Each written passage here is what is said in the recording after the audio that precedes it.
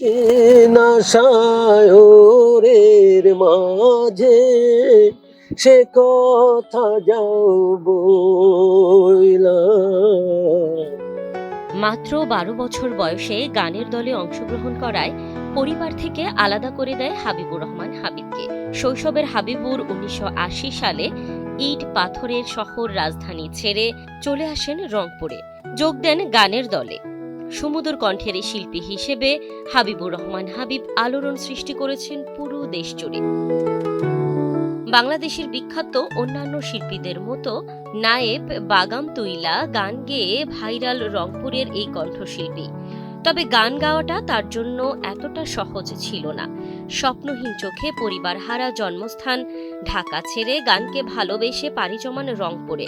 কুলিগিরি দোকানে একবেলা কাজ করে বাকি সময় দিতেন গান নাটকের পেছনে, আর সেখানেই গানের মাঝে বেঁচে থাকার পথ চলা শুরু হয় তার। এক্সট্রিম মশার কয়েল প্ল্যান্ট ফাইবার দিয়ে তৈরি, ডেঙ্গু চিকুনগুনিয়া বাহি সহ যে কোনো মশার বিরুদ্ধে দেয় এক্সট্রিম সুরক্ষা। আমার জীবনে যে রংপুরে এসে এতটা কষ্ট করেছে এটা আমি কল্পনা করবো না। জীবনের তো বেশিরভাগ সময় শেষ করে দিলাম গানের দিকে, থাকবো গানটাকে নিয়েই থাকবো। জীবনের শুরুটা নাটক দিয়ে হলেও নাটকের পাশাপাশি একতারা দিয়ে রাতের পর রাত গুনগুন করে গান গাইতেন তিনি। কিন্তু নাটকের পাশাপাশি আমি গুনগুন করে গান গাইতাম, তো দেখলাম যে আসলে যে সবার একটা বৈঠকের মাঝে যে গান গাবো এটা আমি পারি না। যাই হোক, আমার চেষ্টা ছিল, আমি প্রায় ৬-৭ বছর একাই, আমার সঙ্গী ছিল একটা একতারা। এই একতারাকে সঙ্গী করে রাতের পর রাত আর আমি ঘুমাতাম না, সারা রাত শুধু একতারা দিয়ে গান প্র্যাকটিস করতাম। রংপুরের বিখ্যাত শিল্পী মাসুদের থেকে ৭ বছর গান শিখে এখন তিনি নিজেই প্রখ্যাত কণ্ঠশিল্পী হাবিবুর রহমান হাবিব।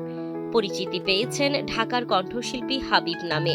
দেশের বিভিন্ন প্রান্তে গানের পাশাপাশি মানুষের ভালোবাসায় যখন সিদ্ধ, তখন রংপুরের মূল্যায়ন পাচ্ছেন না তিনি। হাবিবুর রহমান হাবিব গানকে ভালোবাসতে গিয়ে শৈশবকালে ছিন্ন করেছেন পরিবার। বাকি জীবনটুকু নাটকের মধ্য দিয়ে উৎসর্গ করে দিতে চান তিনি। ৪ যুগের বেশি সময় ধরে রংপুরের টাউন হল এলাকায় ৬৪ বছর বয়সী হাবিবুর রহমান হাবিব বিয়ে করে বসবাস করছেন। ঘরে রয়েছে ৩ সন্তান। তবুও গান নাটক ছাড়েননি, বরং জীবন সঙ্গী হিসেবে বেছে নিয়েছেন গানকেই।